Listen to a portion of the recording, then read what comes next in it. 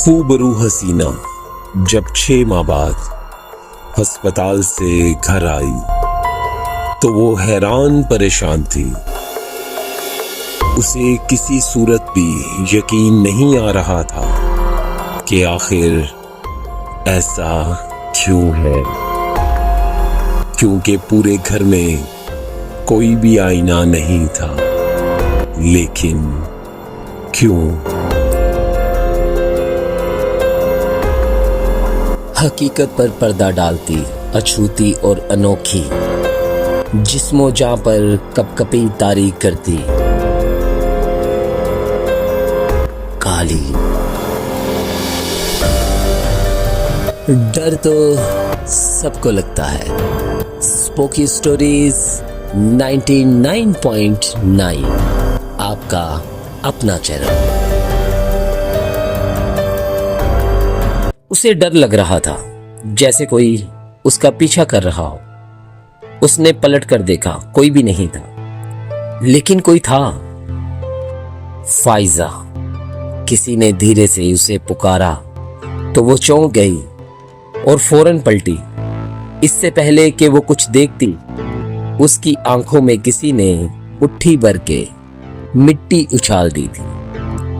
آنکھوں میں مٹی کے ذرے گھس گئے تھے اور وہ بری طرح آنکھیں مسلنے لگی۔ ساتھ ہی وہ چیخ رہی تھی، چلا رہی تھی، رو بھی رہی تھی، لیکن دوسری جانب بالکل خاموشی تھی، جیسے کوئی بھی نہ ہو، جیسے کسی کا وجود ہی نہ ہو۔ اس کی آنکھوں سے پانی نکلنے لگا، کچھ دھندلا سا دکھائی دینے لگا۔ ہاتھوں سے آنکھیں صاف کرنے لگی۔ ابھی بھی اس کی آنکھوں سے ہاتھ ہٹنے ہی والے تھے کہ ایک زوردار دھکا لگا اور وہ منہ کے بل نیچے گر گئی۔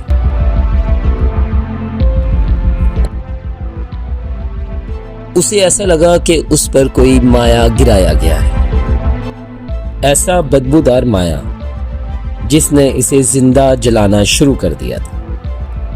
اس کی چیخیں آسمان سے باتیں کرنے لگی تھی۔ اس کے بعد اسے کوئی ہوش نہ رہا، اور جب ہوش آیا تو تکلیف کی شدت اور کسی انہونی احساس پر وہ دوبارہ سے ہوش گنوانا شروع ہو گئی تھی۔ ہسپتال سے 6 ماہ بعد اسے گھر جانے کی اجازت ملی۔ گھر میں اسے ایک تبدیلی محسوس ہوئی۔ پورے گھر میں کہیں پر بھی آئینہ نہیں تھا۔ وہ اپنی شکل دیکھنا چاہتی تھی۔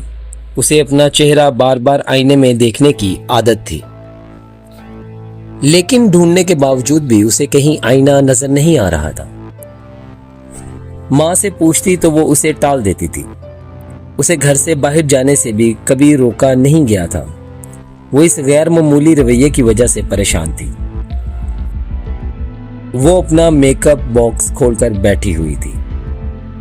عرصہ ہوا اس نے میک اپ کرنا چھوڑ دیا تھا۔ اس نے اپنی پسندیدہ لپسٹک دیکھی اور دکھ سے مسکرا دی۔ رنگ برنگے شیڈز والی کٹ ڈبے میں بند رکھی ہوئی تھی۔ اسے یاد آیا کہ یہ کٹ اسے دبئی سے چاچو نے بھجوائی تھی۔ اس نے کٹ کھول کر اس میں سے لگے آئینے پر نظر دوڑائی۔ آج اسے آئینہ مل ہی گیا تھا۔ اس نے آئینے کو اپنے چہرے کے سامنے کیا اور اس کا دل پھٹنے لگا۔ اسے لگا جیسے اس کا کلیجہ باہر نکل آئے گا۔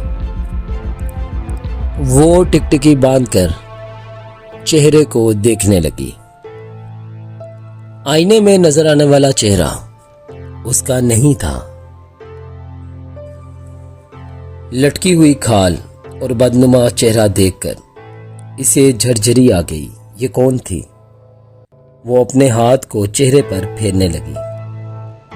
سخت اکڑی ہوئی جلد ہتھیلی کو محسوس ہو رہی تھی۔ آئینہ اسے وہ احساس مجسم شکل میں دکھا رہا تھا۔ وہ پاگلوں کی طرح اپنا چہرہ ملنے لگی، جیسے یہ بدنما کھال ہٹا دینا چاہتی ہے۔ اسے تکلیف ہونے لگی، لیکن یہ تکلیف روحانی اذیت سے زیادہ تھی۔ سیاہ چہرہ آنسوؤں سے تر ہو گیا تھا۔ اس نے اپنی پسندیدہ لپسٹک اٹھائی اور ہونٹوں پر رگڑ رگڑ کر لگا دی۔ چہرہ اور ڈرونا لگنے لگا۔ لپسٹک رکھ کر اس نے اپنا چہرہ دیکھا اور کہکے لگا کر ہنسنے لگی، اور ہنستے ہنستے اس نے آنکھوں میں کاجل پھیلا دیا۔ پھیلے کاجل اور سرخ لپسٹک نے اسے بہت ڈراؤنا بنا دیا تھا۔ وہ پاگلوں کی طرح ہنسنے لگی۔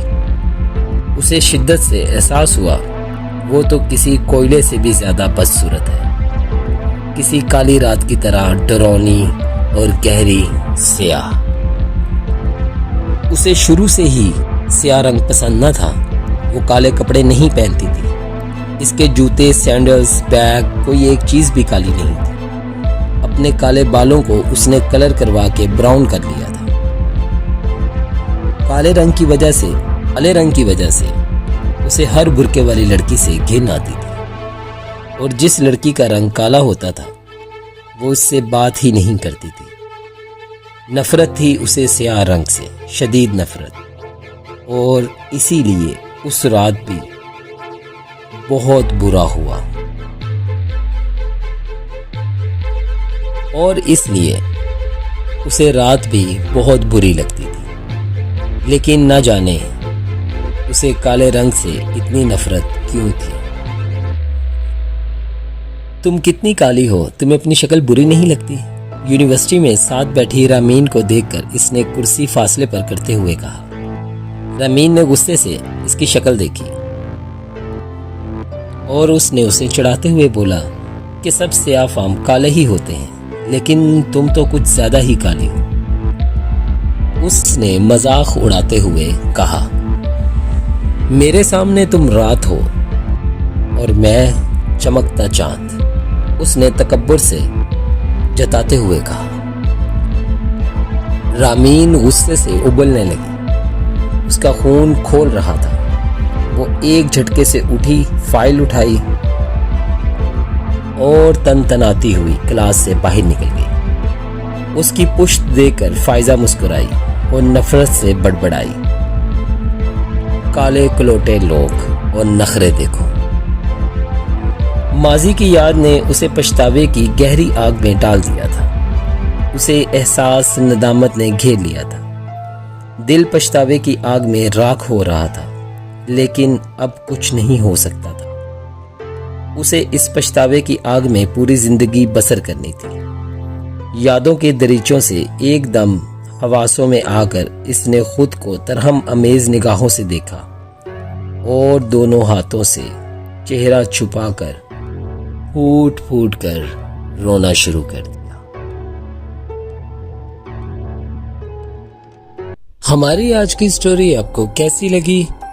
اپنی قیمتی رائے کا اظہار کمنٹ سیکشن میں ضرور کیجیے گا، اور ایسی خوفناک دلچسپ کہانیاں سننے کے لیے ہمارے چینل کو سبسکرائب کرنا مت بھولیے گا۔ آپ کا اپنا چینل اسپوکی سٹوریز 99.9